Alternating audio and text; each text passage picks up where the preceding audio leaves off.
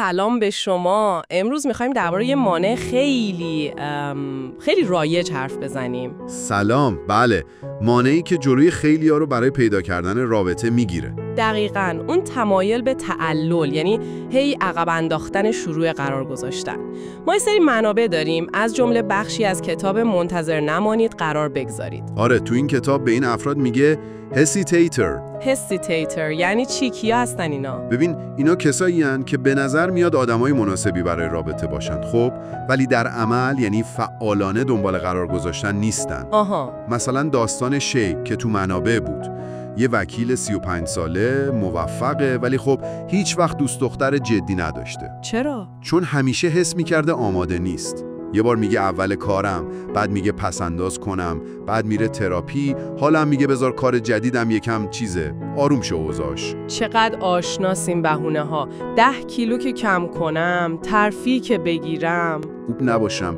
همین ترس باعث میشه کلاً از ماجرا فرار کنیم. خب حالا هدف این بررسی امروزمون اینه که ببینیم چرا این صبر کردن طبق این منابع اصلاً کار درستی نیست. و اینکه چه راهکارهای عملی وجود داره که بشه از این حالت تعلل خارج شد. بسیار خوب. پس بریم سراغ این که چرا اصلا نباید منتظر موند. نکته اول چی بود؟ اینکه هیچ وقت زمان عالی و 100% بی‌نقص نمیرسه.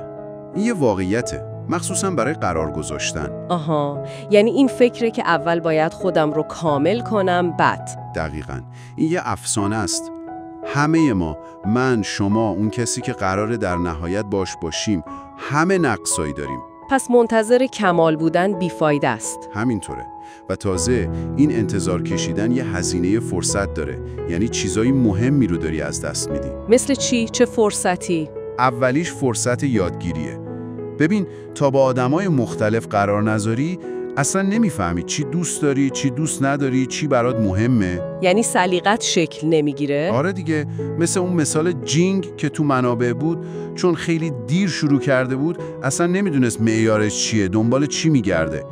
قرار گذاشتن مثل یه فرایند تکراریه برای شناختن خودت. پس یه فرصت مهم شناخت خودمون رو از دست میدیم. فرصت دیگه‌ای هم هست؟ بله، فرصت تمرین کردن مهارت‌ها، یا به قول کتاب تکرارها، reps. تکرارها مثل ورزش؟ دقیقاً.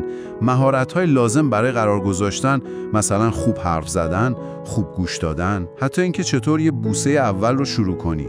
اینا همه نیاز به تمرین دارن. مثل استندآپ کمدی شاید. آره، عالی گفتیم. مثل آلی وانگ که میگفت چقدر روی استیج‌های کوچیک اجرا کرده تا مسلط بشه. وقتی منتظر میمونی، این فرصت‌های تمرین رو از دست میدی. پس منتظر موندن هم شناخت ما رو کم میکنه، هم مهارت‌هامون رو ضعیف نگه میداره. خب حالا بریم سراغ راهکارها. گفتی که مبتنی بر علم رفتاری هم هستن. بله. اولین راهکار تعیین ضرب العجله. ضرب العجل یعنی برای خودم مهلت تعیین کنم؟ آره، و جالبه که مهلت‌های کوتاه خیلی موثرترن. یه تحقیقی بود از شو و گینیزی روی کوپن‌های شیرینی‌پزی. یادمه، خوندمش. نشون دادن وقتی مهلت کوپن کوتاه بود، مردم بیشتر ازش استفاده می‌کردن. پس برای خودت یه مهلت کوتاه بذار. مثلا بگو تو 3 هفته آینده باید اولین قدم رو بردارم. جالبه. پس محدودیت زمانی کمک میکنه. قدم دوم چیه؟ آمادگی؟ بله، آمادگی. یه سری کارهای اولیه رو باید انجام بدی. مثلا اپلیکیشن های دیتینگ رو نصب کنی، چند دست لباس خوب آماده کنی، عکسای خوب بگیری. اون مثال عکس گرفتن خیلی خوب بود. یه شروع عملی. دقیقاً. بعضیا حتی میرن کلاس بداهه پردازی برای اعتماد به نفس. نکته مهم اینه که اگه تراپی میری، لازم نیست صبر کنی تموم شه. میتونه همزمان با قرار گذاشتن پیش بره. پس پیش شرط نیست. خب راهکار سوم؟ به دیگران بگو. وقتی هدفت رو عمومی اعلام میکنی، تعهدت بیشتر میشه. یعنی مثل همون تحقیق دانشجوها و نمره هاشون؟ آره، تحقیق مکال. اونایی که به دوستاشون گفته بودن چه نمره‌ای میخوان بیشتر تلاش کردن. پس به دوستای نزدیکت بگو که من میخوام شروع کنم به قرار گذاشتن. اینم خیلی عملیه. خب 3 تا شد. 4می چیه؟ این یکم نگرشیه. تعهد به هویت جدید. خودت رو به عنوان یه قرارگذارنده یا دیتر ببین. نه، کسی که قرار بذاره؟ دقیقاً. تفاوت ظریفیه ولی مهمه. مثل اون تحقیق استنفورد هاروارد که دیدن اگه بپرسی آیا شما رأی دهنده هستید، هویت، مردم بیشتر رأی میدن تا اینکه بپرسی آیا رأی خواهید داد، عمل. عجب، پس هویت سازی مهمه. مثل داستان جیکوب؟ آره، جیکوب با تغییر هویتش به کسی که فعالانه قرار میذاره موفق شد، نه لزوماً با کم کردن وزنش. پس این جمله رو به خودت بگو: من دنبال عشقم، من یه قرارگزارنده هستم. خیلی قویه این. خب پنجمین راهکار؟ کوچیک شروع کن. اهداف بزرگ و ترسناک نذار. یه هدف مشخص کوچیک. مثلا این هفته یه قرار میذارم که قابل مدیریت باشه و حس موفقیت بده. دقیقاً. تحقیقات هدفگذاری لاک و لیثم هم همینو میگه. اهداف مشخص و قابل دستیابی انگیزه رو میبرن بالا. و آخرین راهکار از این 6 تا؟ با خودت مهربون باش. خودشفقتی.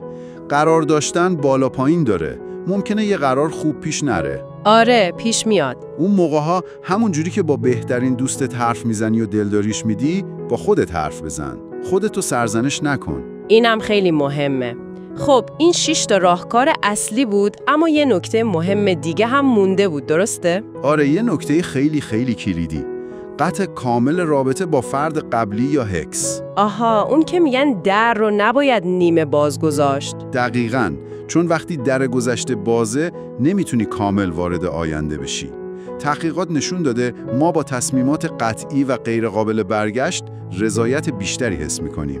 همون تحقیق معروف عکس ها. آره، تحقیق گیلبرت و ابرت تو هاروارد. دانشجوهایی که نمیتونستن عکسشون رو عوض کنن، آخرش از انتخابشون راضی تر بودن، چون مغز شروع میکنه به توجیه اون انتخاب. rationalization. بله.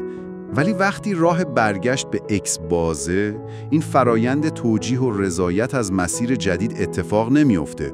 جدایی تبدیل میشه به یه تصمیم قابل تغییر و این مانع خوشحالی و تعهد به آینده است. و به لحاظ روانی هم آسیب میزنه، درسته؟ حتماً. تحقیقات مارشال و میسن هم نشون داده چک کردن یا دیدن اکس حتی تو شبکه‌های اجتماعی حال آدمو بدتر میکنه و روند بهبود رو کند میکنه. پس راهکار عملی چیه؟ قطع کامل. شماره رو پاک کن، همه جا بلاک کن. اینستاگرام، فیسبوک، ایمیل، حتی اپ‌های پرداخت مثل ونمو که تو متن اصلی بود.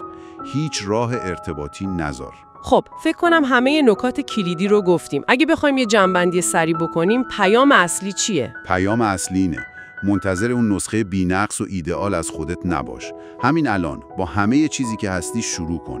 همه همینطورن. هیچ کس 100% آماده نیست. و اون راهکارها رو هم مرور کنیم. ضرب العجل کوتاه، آمادگی اولیه، گفتن به دیگران، پذیرش هویت قرارگزارنده، شروع با قدم‌های کوچک، مهربانی با خود و بستن کامل در گذشته و قطع ارتباط با اکس. دقیقاً.